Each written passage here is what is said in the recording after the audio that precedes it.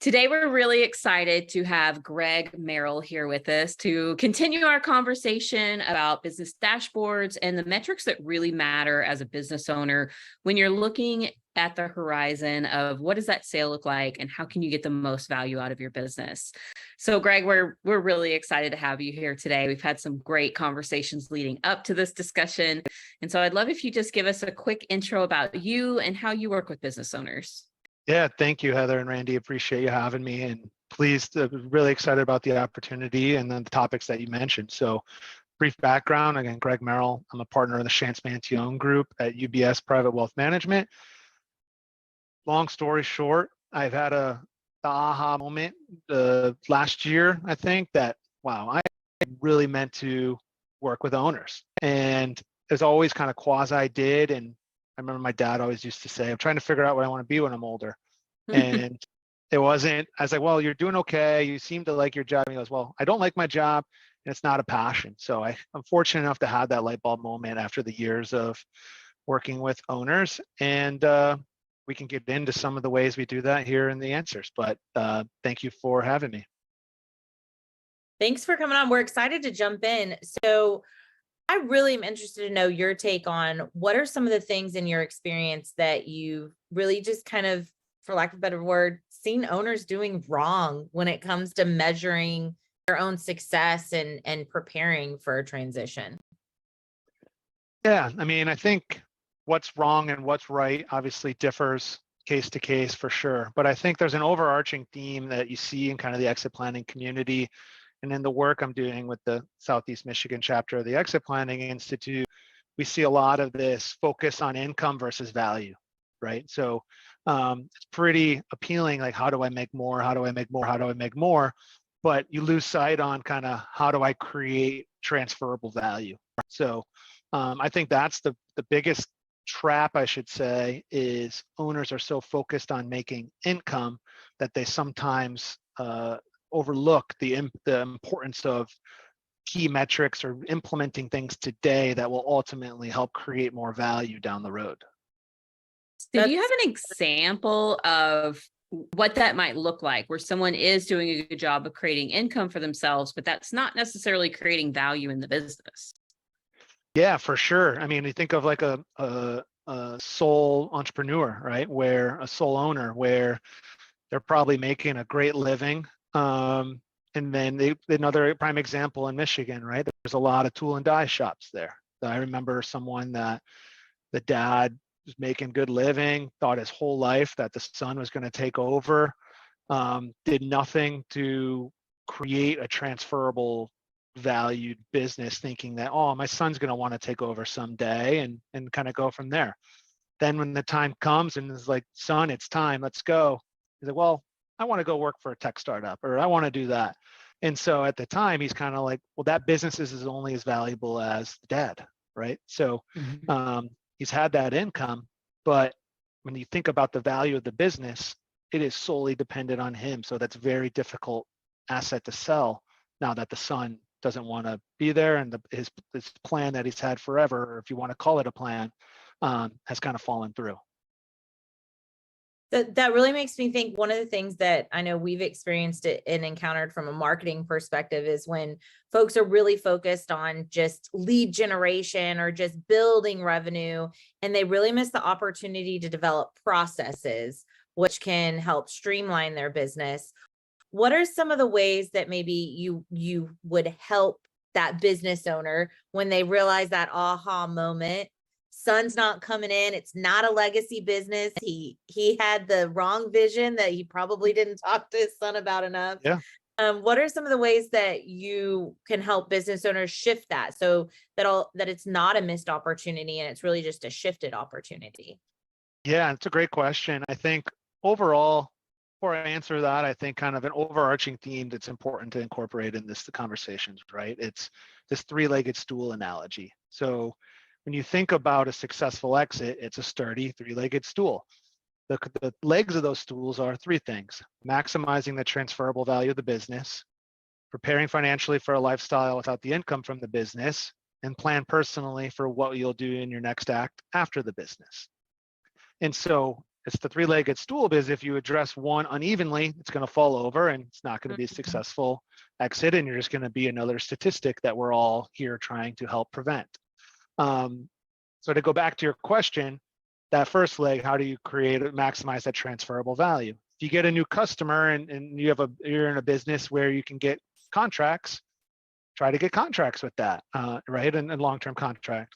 If you're get that recurring revenue up, that makes, in this father-son example, that makes that less dependent on the father, right? So every single aspect possible to do that, make it the business less dependent on the father, the better. Another example, you mentioned documenting processes, right? So culture is a big thing, right? So if you're a business that runs on EOS, that has every process documented, simple as, all right, sales script, the client onboarding, that's something that's scalable, measurable, and repeatable, that you can take that business to the next level, and you're not giving away income or losing the focus on income. It's just adding in the element of focusing on that transferable value. Yeah, that's a great shift in that focus from, just sort of, again, like gathering invoices and income to taking that step back and maybe even bringing the right players on to help develop the business into something that at the end of the day is going to be more desirable, or may even want that son to come back in and actually run the business. Because if he's seen dad chipping away and making a decent income, but never able to step away from the business, or always feeling like it's riding on his shoulders, then he might not want to come in and work in that business. But once it looks a little bit more enjoyable and self-sufficient, then you may still be able to even shift back to that legacy plan. 100%. Yeah. And I think like using this father-son example that just kind of came up on the fly, I think tying it into the three-legged stool analogy, right? Too often you talk about key metrics that owners are focusing on.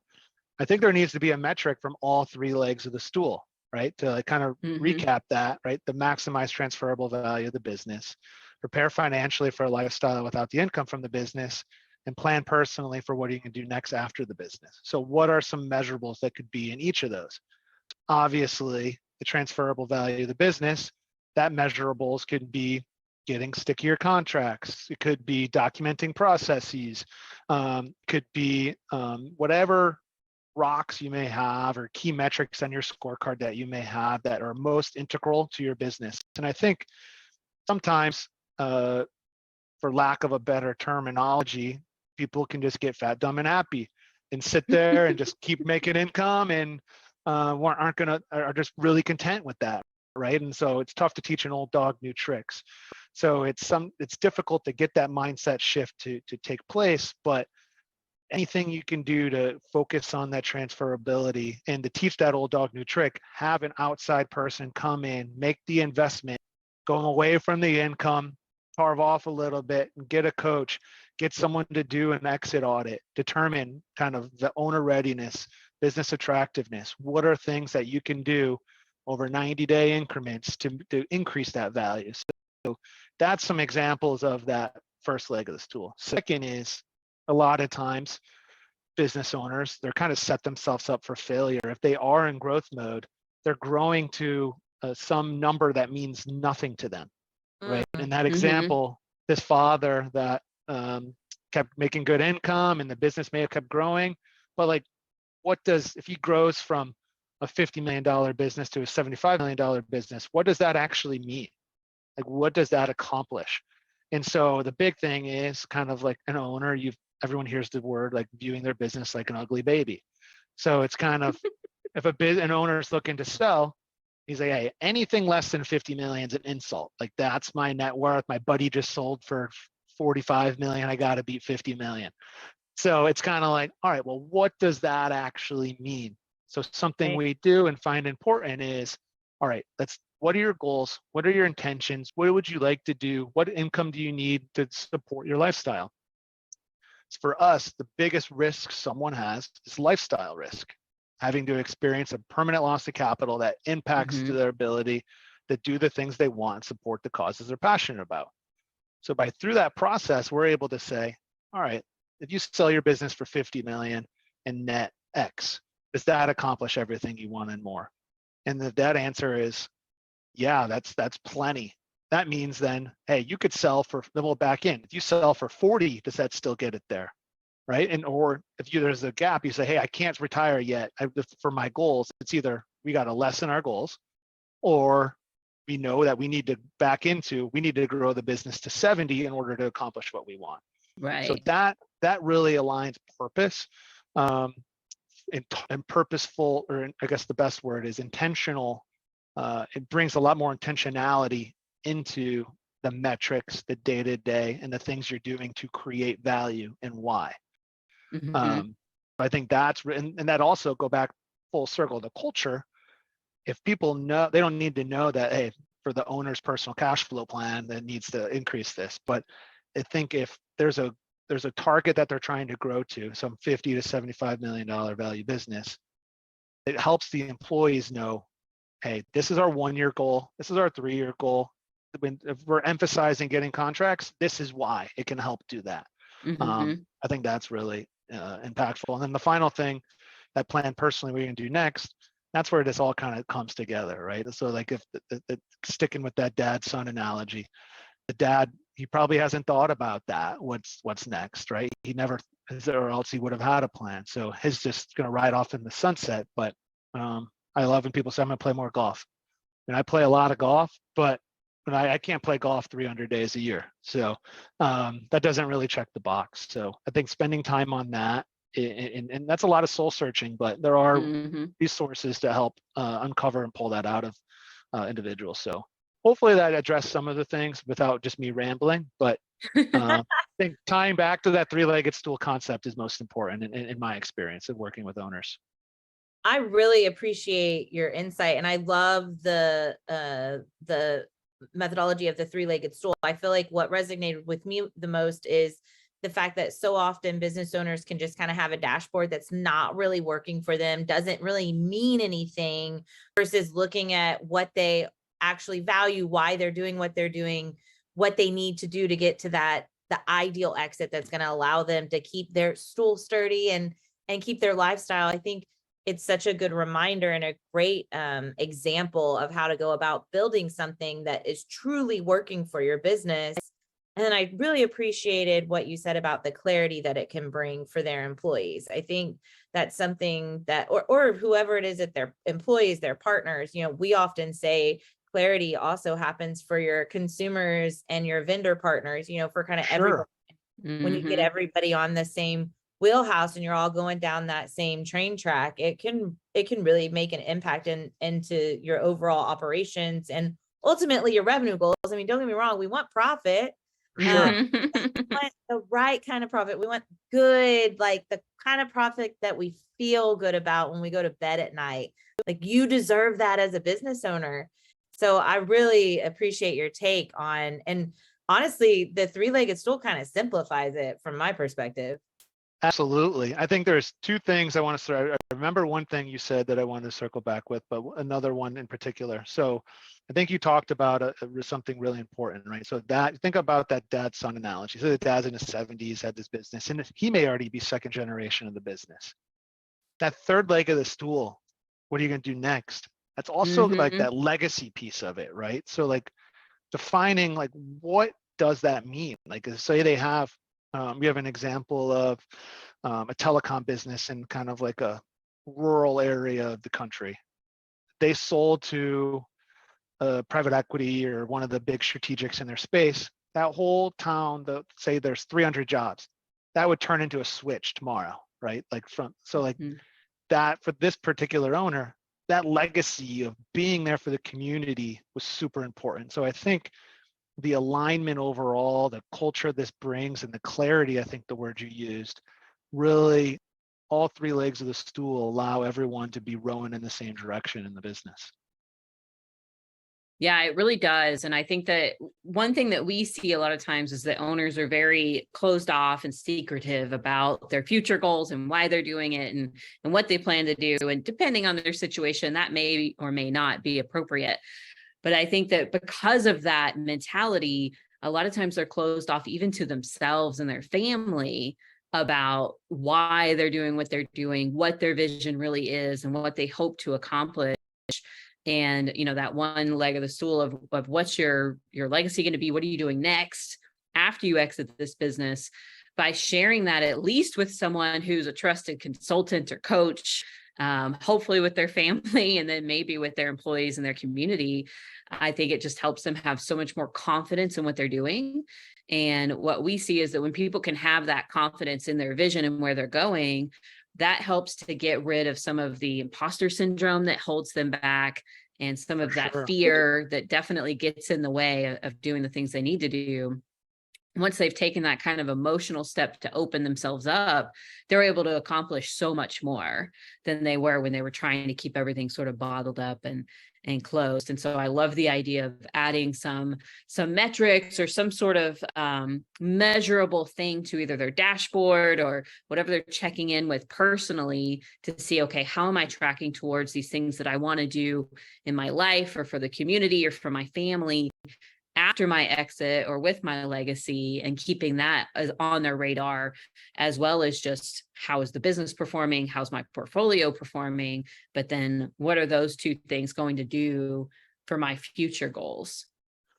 Without a doubt. And one of the kind of put a bow, I think, on what you said is, I always like to say Benjamin Franklin's, right? In this world, nothing can be certain except death and taxes. You could argue transitioning from your business, whether you want to, it's on your terms or not on your terms, it's going to happen. And I think you might have heard this stat, or it might be well known out there, at least in the exit planning, like the EPI, the Exit Planning Institute, 50% of exits are involuntary, right? So between the terminology of the 5 Ds, right? So death, disability, divorce, distress, and disagreement. So I think knowing that, why not? The worst thing that's going to happen by doing the metric, doing what's needed to run a better business and increase value is what I just said. You're running a better business is the worst possible outcome of doing this. Yeah, I love that. That's kind of the way that we lead people into thinking about this future journey and doing the work to get their business ready to sell, is that, hey, it's also going to like run better and make you more money and make it more fun to even be running this business, because it's going to take that load off of you. So for sure. I mean, it's every aspect of it. Like we had a deal recently where they were completely unprepared, but they were like, we had to go. And we hired a banker, ultimately the right fit. And they're like, well, tell us your marketing strategy. Well, we don't have one. So they literally needed the banker to like they had to pull teeth. They're like, hey, put this in writing, what you think it is, and we'll formalize it, right? So I think working with someone like your guys selves to do something like that for owners and formalize and create that's a prime example, as well as creating that transferable value or increasing that transferable value. Yeah, definitely. Not to bring this back to us too much, but one of the things that we do and we really recommend that clients do, especially if they're a smaller business where the owner really is still very tied into the operation, is that in those processes that they're documenting, if the owner is really involved in those, they also create a set of post-transition processes to show exactly how these things would continue to work with either a different management system, increased capital into the business, whatever they anticipate happening during that transition. Let's go ahead and document what we're going to do with that change to show this is how the business could run with this increased capital, with these new resources, with this new management team involved, so that it's much easier for the buyer to really visualize themselves stepping into that role and being able to have, a profitable experience through the acquisition of that business. Without a doubt, you're giving them a playbook. And that's another trend I'm seeing I've seen a lot of obviously you hear about the baby boomers and all transitioning out of their business. You're seeing a lot of these, me personally, at least, these 40-year-olds, 50-year-olds that are viewing this as like, hey, I got this great business. There's so much private equity cash out there.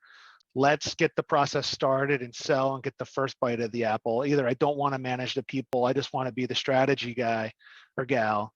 And then so they they create all those processes, they roll some equity into the deal, and they help now that they have capital, help execute that plan for the acquirer, like you just mentioned, and bet on that second bite of the apple being bigger than the first. So that's something that I've seen several times this year from the owner community that we serve.